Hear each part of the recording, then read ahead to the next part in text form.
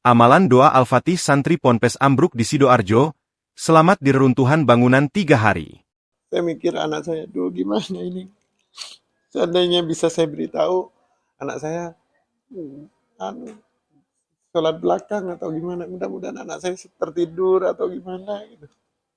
Tapi ternyata ya konfirmasi nampaknya anak saya jemaah. Ya Allah.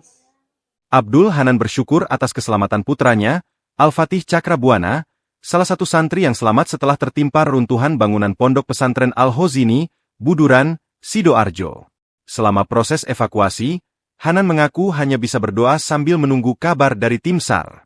Saya baca surat Al-Kahfi untuk minta kepada Allah Subhanahu wa Ta'ala. Saya tak berani ke tempat.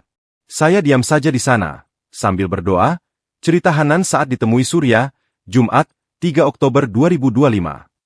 Seperti orang tua santri lainnya, Hanan hanya bisa berharap kepada Sang Pencipta.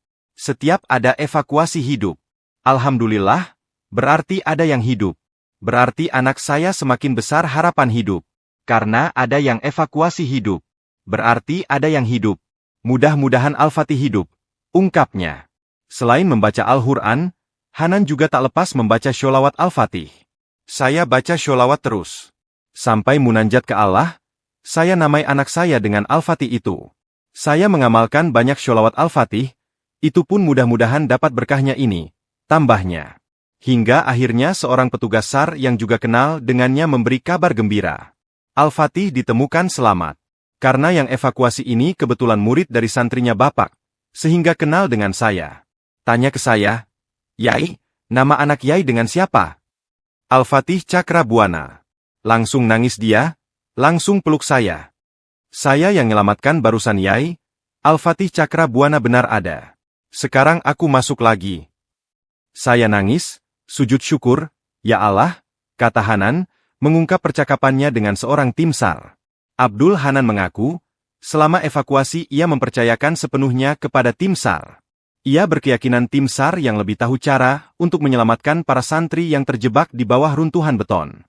Hanan berpesan kepada orang tua santri lainnya untuk tidak putus asa atau merasa bersalah saat evakuasi. Jadi bukan berarti ketika kita diam di hari ini tidak nolong anak kita diam aja sedang nolong. Karena sudah ada yang bekerja dan itu profesional. Ketika ditanya, kamu tidak nolong anak kamu? Mau bongkar-bongkar dulu? Malah tambah bahaya karena kita tidak tahu ilmu. Sudah? Makanya jangan kecil hati kalau pasalkan tidak berusaha. Sudah? Kita semuanya berusaha maksimal. Dengan doa, pesannya. Download Tribun X sekarang. Menghadirkan lokal menjadi Indonesia.